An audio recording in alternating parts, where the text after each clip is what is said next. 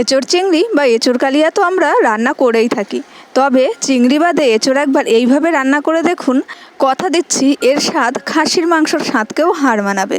নমস্কার বন্ধুরা, আমি কল্যাণী আর আপনারা দেখছেন কল্যাণী রান্নাঘর। তো চলুন দেখে নেওয়া যাক আজকের স্পেশাল এঁচোড়ের রেসিপিটি।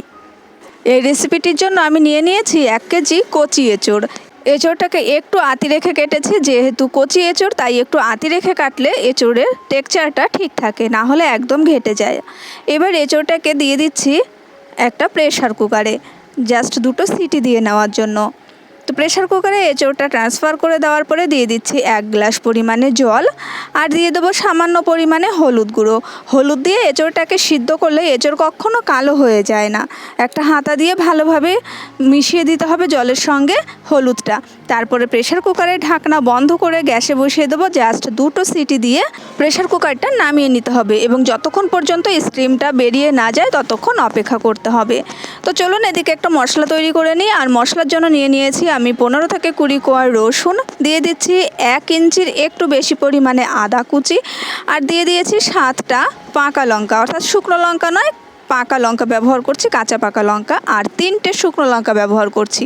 তবে ঝালটা অবশ্যই আপনারা আপনাদের টেস্ট অনুযায়ী দিয়ে দেবেন। 1 টিস্পুন দিয়ে দিচ্ছি গোটা জিরে। এবার সামান্য পরিমাণে জল দিয়ে একটা স্মুথ পেস্ট তৈরি করে নিতে হবে। এদিকে ওভেনে একটা কড়াই বসিয়ে দিয়েছি, আর কড়াই গরম হয়ে যাওয়ার পরে দিয়ে দিয়েছি 4 টেবিল স্পুন সর্ষের তেল।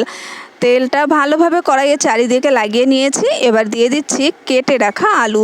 এখানে আমি একটু বড় সাইজে 2টো আলু ছোট ছোট টুকরো করে নিয়েছি এঁচোড়ের সাইজে। এবার আলুটাকে একটু নাড়াচাড়া করে নিয়ে দিয়ে দেবো সামান্য পরিমাণে লবণ আর একটু হলুদ। লবণ আর হলুদ দিয়ে আলুটা ভাজলে আলুটা যেমন খুব তাড়াতাড়ি কুক হয়ে যাবে, আর হলুদ দেওয়ার কারণে আলুর কালারটা ভীষণই সুন্দর আসবে। তো লাল লাল করে আলুটা ভেজে নামিয়ে রাখতে হবে। আলুটা এই সময় এমনভাবে ভাজতে হবে যাতে প্রায় 50 to 60% কুক হয়ে যায়। এই ভাজার সময় আলুটা নামানো হয়ে গেছে। এবার কড়াইতে যে তেল আছে ওই তেলের মধ্যেই এঁচোড়টাকে ভেজে নেব। তো এঁচোড় ভাজার সময় কিন্তু আমি লবণ আর হলুদ কোনোটাই ব্যবহার করছি না, কেননা এঁচোড়টা সিদ্ধ করার সময় হলুদ ব্যবহার করেছি। তো এঁচোড়টাও লাল লাল করে ভেজে নামিয়ে নিতে হবে। আমার রেসিপিগুলো যদি আপনাদের ভালো লেগে থাকে তাহলে অবশ্যই চ্যানেলটা সাবস্ক্রাইব করার অনুরোধ রইল। পাশে থাকা বেল আইকন ক্লিক করে রাখবেন যাতে আমি নতুন নতুন রেসিপি শেয়ার করার সঙ্গে সঙ্গে নোটিফিকেশান পেয়ে যান। আর যারা আমার ফেসবুক পেজ থেকে দেখছেন তারা পেজটা অবশ্যই ফলো করে রাখবেন। এঁচোড়টা ভাজা হয়ে গেলে নামিয়ে নিয়েছি। তারপরে কড়াইটা একটু পরিষ্কার করে দিয়ে দিয়েছি আরও 4 টেবিল স্পুন সর্ষের তেল। তেলটা গরম হওয়ার পরে ফোড়নের জন্য দিয়ে দিয়েছি 1/2 টিস্পুন জিরে আর 2টো তেজপাতা মাঝখান থেকে চিড়ে দিয়েছি। ফোড়নটা একটু ভাজা ভাজা হয়ে গেলে দিয়ে দিয়েছি 2টো বড় সাইজের কুচি করে রাখা পেঁয়াজ। পেঁয়াজটা খুব বেশি ভাজবো না, শুধুমাত্র একটু ট্রান্সপারেন্ট হওয়া পর্যন্ত অপেক্ষা করব। তো মিনিট 3 বাদে দেখুন পেঁয়াজটা ট্রান্সপারেন্ট হয়ে গেছে। এই সময় দিয়ে দিচ্ছি 2টো ছোট সাইজের কুচি করে রাখা টমেটো। তবে বড় টমেটো ব্যবহার করলে একটা টমেটো ব্যবহার করবেন। টমেটোটা দেওয়ার পরে একটু নাড়াচাড়া করে নিয়ে তারপরে দিয়ে দিচ্ছি খানিকটা পরিমাণে লবণ। লবণ দেওয়ার পরে আবারও সমস্ত টমেটো আর পেঁয়াজের সঙ্গে লবণটা মিশিয়ে ঢাকা চাপা দিয়ে অপেক্ষা করব 2 মিনিট মতো। এতে করে টমেটোটা নরম হয়ে যাবে।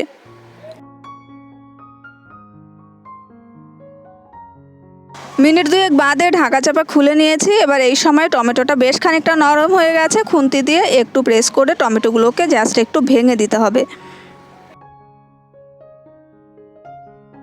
পেঁয়াজ আর টমেটোটাকে একটু নাড়াচাড়া করে নিয়ে দিয়ে দিচ্ছি বেটে রাখা মশলাটা। মশলা দিয়ে জাস্ট মিনিট 2 মতো একটু নাড়াচাড়া করে নেব যাতে করে আদা রসুনের কাঁচা গন্ধটা চলে যায়। তবে একদম মশলাটা কষানো হতে হবে না, জাস্ট আদা রসুনের কাঁচা গন্ধটা যাওয়া পর্যন্ত একটু নাড়াচাড়া করে নিতে হবে। আদা রসুনের কাঁচা গন্ধটা চলে যাওয়ার পরে কিছু গুঁড়ো মশলা অ্যাড করে দিচ্ছি। দিয়ে দিচ্ছি 1 টিস্পুন জিরে পাউডার, 1 টিস্পুন ধনে powder, Kashmiri red chilli powder 1 teaspoon meat মশলা আর হলুদ। মশলাগুলো দেওয়ার পরে দিয়ে দিচ্ছি মশলার জার ধোয়া জল খানিকটা, আর দিয়ে দেবো স্বাদ অনুযায়ী লবণ। যেহেতু আগে 2বার লবণ ব্যবহার করেছি তাই সেটা মাথায় রেখে লবণের ব্যবহারটা করতে হবে। এবার মশলাটাকে ভালোভাবে কষিয়ে নেব যতক্ষণ পর্যন্ত তেল ছেড়ে না আসে, অর্থাৎ প্রায় 5 থেকে 6 মিনিট সময় নিয়ে মশলাটাকে ভালোভাবে কষিয়ে নিতে হবে। আর অবশ্যই গুঁড়ো মশলা দেওয়ার পরে একটু জল দেবেন। ঢাকা চাপা দিয়ে মিনিট 5 অপেক্ষা করব মশলাটা ভালোভাবে কষানোর জন্য। দেখুন 5 মিনিট বাদে আমি ঢাকা চাপা খুলে নিয়েছি। তবে মাঝে একবার ঢাকা চাপা খুলে আমি মশলাটাকে একটু নাড়াচাড়া করে নিয়েছিলাম যাতে করে নিচে ধরে না যায়। তো দেখুন সুন্দর তেল ছেড়ে এসেছে, অর্থাৎ মশলাটা খুব ভালোভাবে কিন্তু কষানো হয়ে গেছে, একদম তেল ছেড়ে দিয়েছে। তো এখন অ্যাড করব স্পেশাল একটা জিনিস, আর সেটা হচ্ছে চিকেন স্কিন। আর আজকের এই এঁচোড়টা রান্না করব আমি চিকেন স্কিন দিয়ে। চিকেন স্কিন দিয়ে এঁচোড় রান্না করলে কিন্তু এঁচোড়টা খেতে ভীষণই ভালো লাগে। তবে 2-3 পিস মাংস দিয়ে দিয়েছি আমার ছেলের জন্য। এখন মশলার সঙ্গে ভালোভাবে চিকেন স্কিনটাকে মিশিয়ে নিতে হবে। তবে আপনারা যদি চিকেন স্কিন পছন্দ করে থাকেন তাহলে চিকেন স্কিন দিয়ে অবশ্যই একবার এঁচোড় রান্না করে দেখুন, এর স্বাদ সত্যিই অসাধারণ হয়। চিকেন স্কিনটাকে ভালোভাবে মশলার সঙ্গে মিশিয়ে নিয়েছি এবং ঢাকা চাপা দিয়ে আবারও অপেক্ষা করব মিনিট 5। তবে মাঝখানে ঢাকা চাপা খুলে কিন্তু একবার নাড়িয়ে নিয়েছিলাম। তো 5 মিনিট বাদে ঢাকা চাপা খুলে নিয়েছি, স্কিনটা কিন্তু একদম কষানো হয়ে গেছে। আর দেখুন কত পরিমাণে তেল ছেড়েছে, অর্থাৎ চিকেন স্কিন দিলে কিন্তু এমনি তেল একটু কম ব্যবহার করবেন। এবারে একটু নাড়াচাড়া করে নিয়ে অ্যাড করে দিচ্ছি ভেজে রাখা এঁচোড় আর আলুটা। এঁচোড় আর আলু দিয়ে ভালোভাবে মশলার সঙ্গে মিশিয়ে নিয়ে আবারও ঢাকা চাপা দিয়ে 5 মিনিট মতো অপেক্ষা করব মশলার সঙ্গে এঁচোড় আর আলুটা কষানোর জন্য।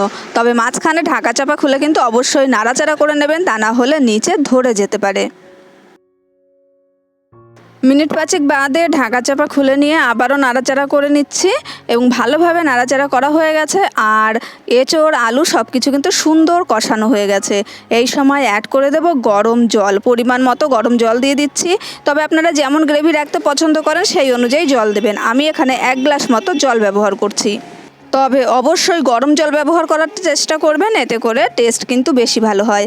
এবার নাড়াচাড়া করে নেব সমস্ত মশলার সঙ্গে বা এঁচোড় আলুর সঙ্গে। ঝোলটা ভালোভাবে মিশিয়ে দিয়ে ঢাকা চাপা দিয়ে 8 থেকে 10 মিনিট রান্না হতে দেব। মিনিট 10 বাদে ঢাকা চাপা খুলে নিয়েছি। এই সময় কিন্তু এঁচোড়ের রেসিপিটি একদম রেডি হয়ে গেছে। তাও একটু নাড়াচাড়া করে নিচ্ছি, আলুটা একটু ভেঙে দেখে নিতে হবে ঠিকঠাকভাবে কুক হয়েছে কিনা। তো দেখুন আলুটা কিন্তু আমি ভেঙে নিয়েছি আর আলুটা কিন্তু একদমই রেডি হয়ে গেছে। আর এই ঘন যতটা আছে, অর্থাৎ গ্রেভি যতটা আছে, আমি ঠিক এতটাই গ্রেভি রাখবো, কেননা ঠান্ডা হলে আরও খানিকটা ঘন হয়ে যাবে বা গ্রেভি কমে যাবে।